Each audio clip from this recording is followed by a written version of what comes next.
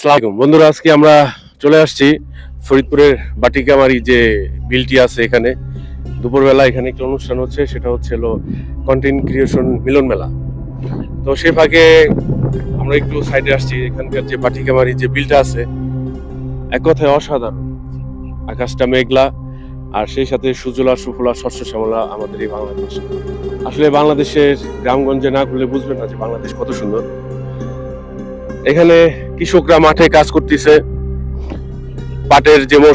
পাটের মৌসুম এখন চলতেছে, পাট কাটা শেষ। এখন পাটগুলা রাস্তায় এনে রাখছে, এগুলাতে পাট কুড়ি হবে। এই পাট বাংলাদেশের একটি প্রধান অর্থকারী ফসল।